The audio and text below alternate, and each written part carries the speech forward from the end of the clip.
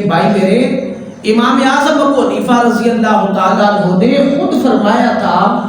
آپ نے مخالفت کی تھی، آپ کا نقطہ نظر امام اعظم ابو حنیفہ کا نقطہ نظر یہ تھا کہ مساجد کی امامت خطابت کی تنخواہ نہیں لینی چاہیے۔ کیوں نہیں لی؟ اس وقت کا نقطہ نظر۔ اور آج یہ بات جب ہم ان کی منافرت کو دیکھتے ہیں تو یہ بات 100% درست ہے کہ ان کے اندر سوچ ہی کوئی نہیں۔ ہر مسلمان مصلی کا وارث بننا چاہیے، جس نے کلمہ پڑھا ہے اس کے اندر اتنی سوچ تو ہونی چاہیے۔ یہ الگ بات ہے کہ پھر آگے دور حالات کے مطابق اور جدید دور کے مطابق جب ان کو تنخواہ نہیں ملے گی، ان کو الگ سے کچھ اسپیسیفک ٹائم نہیں دیں گے، وہ نہیں آ کر خدمت سر انجام دیں گے تو مساجد غیر آباد ہو جائے گی، یہ ایک الگ مسئلہ۔ مگر جو بنیاد تھی وہ درست تھی، بنیاد ان کی درست تھی، اور ان لوگوں کو پیشہ مل گیا، پیشہ کرتے کرتے کرتے اب وہ بس ٹھیک ہے نظام چل رہا ہے۔ اب اس سٹوری کو میں آپ کی طرف لاتا ہوں کہ جس کے پیچھے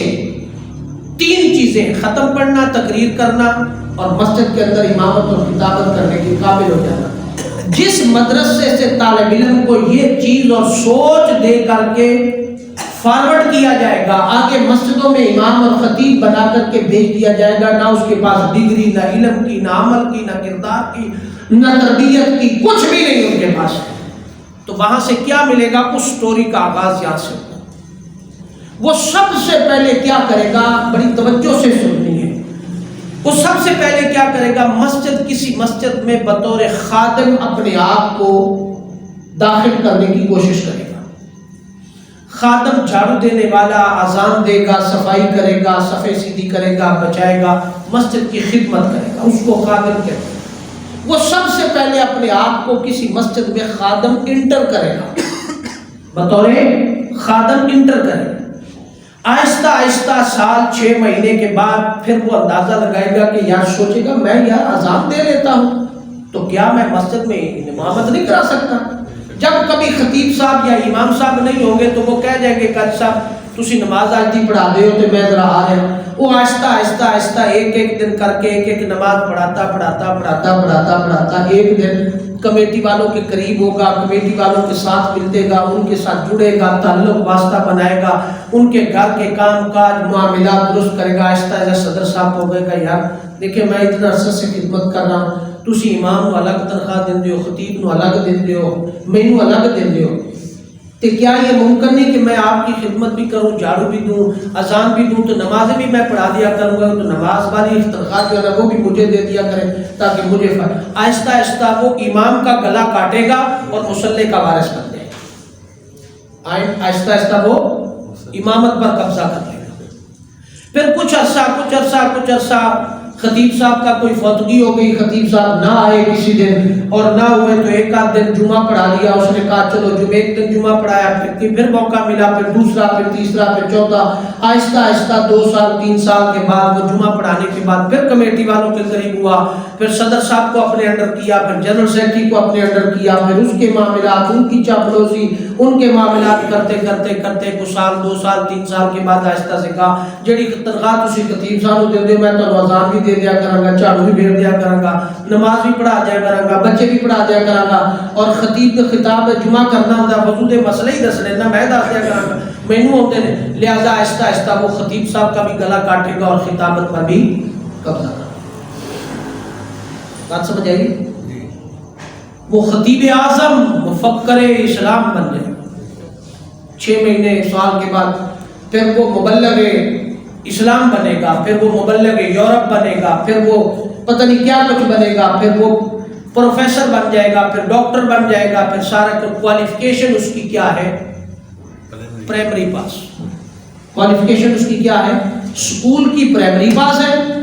اور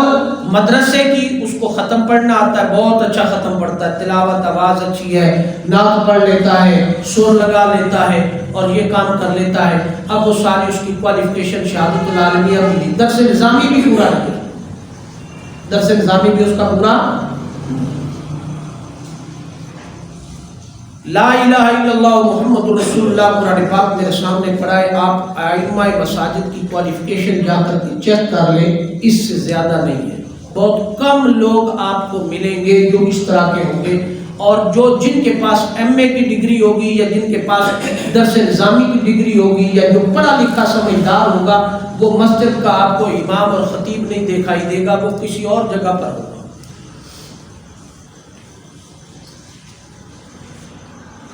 افسوس اور دکھ کی بات، اب وہ وہاں سے کیا کرے گا؟ وہاں سے کیا کرے گا؟ بہت سارے دکھ اور درد کی بات ہے۔ میرا چونکہ واسطہ اس فیلڈ کے ساتھ، میں صبح و شام ائمہ مساجد اور حالات کو دیکھتا ہوں، بہت دکھ ہے، منافرت ہی منافرت ہے، نفرت ہی نفرت ہے۔ میں حال کا واقعہ آپ کو ایک سناتا ہوں، نفرت کیسے پھیلتی، حال کا واقعہ سناتا ہوں۔ یہ پچھلا غالباً ہفتے والے دن یا پیر کا دن تھا، میرا خیال پیر یا منگل کا دن تھا، میں اپر دیپ چترال کی طرف تھا، یہ پیر والے دن،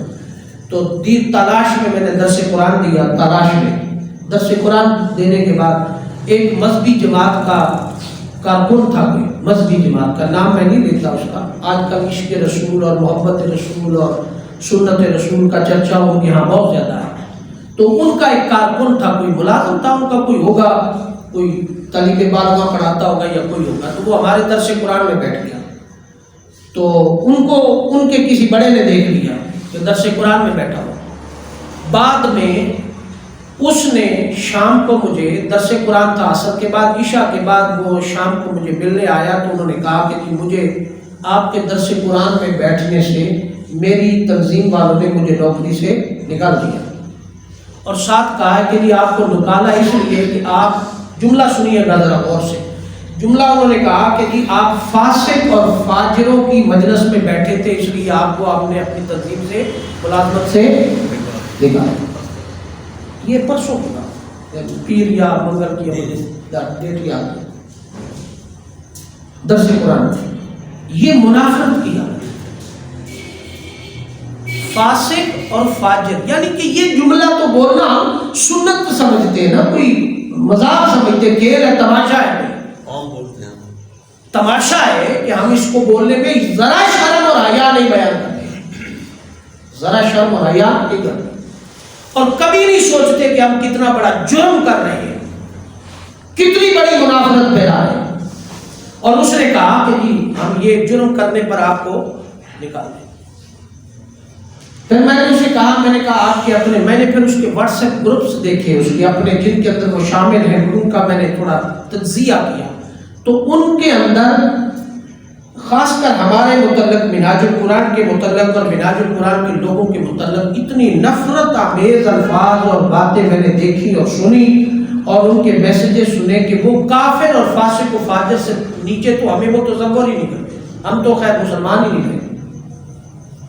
یہ نفرت کی عالم ہے، اور یہ کون لوگ کر رہے ہیں جن کو 3 چیزیں پڑھا کے مسلح کا وارث بنایا جاتا، ختم، تقریر اور نماز پڑھانے۔ تو تربیت کہاں گئی؟ تربیت، اور انہی لوگوں کو ٹوٹلی سرے سے نہیں پتا، ٹوٹلی سرے سے نہیں پتا کہ اسلام کی خدمت میں ہمارے اسلاف نے کتنا بڑا کردار ادا کیا ہے اور کتنی تکالیف اٹھائی ہے، کتنی بڑی تکالیف۔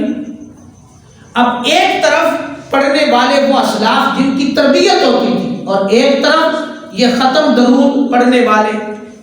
اور پھر ان کا حال پتہ کیا ہے؟ میں نے شاید پتہ نہیں پچھلے سے پچھلے جمعے آپ کو بات یہ کی تھی غالباً، کہ ختم پڑھنے کے لیے وہ 1.5 گھنٹے کا ختم پڑھتے ہیں، پھر یہی لوگ پڑھتے ہیں، انہیں آگے کا نہیں پتا، سوچ کا نہیں پتا، حقائق کا نہیں پتا، حالات کا نہیں پتا، یہ ختم پھر اگلے کے ذہن میں ڈال دیتے ہیں کہ جو امام جی اور خطیب صاحب نے جو 2 گھنٹے یا گھنٹہ یا سوا گھنٹہ بعد نصیحت کیا ہے، وہ بھی ختم کا حصہ نہیں ہے، نصیحت بھی ختم کا حصہ نہیں ہے۔ وہ پھر کیا کرتے ہیں؟ پھر اور باتیں بھی ساری نکال دیتے ہیں، جو اس سے پہلے تلاوت ہوئی، گھر والوں نے ختم پڑھا، قرآن پاک کی تلاوت کی، وہ بھی ختم کا حصہ نہیں، اس کو بھی نکال دیتے ہیں۔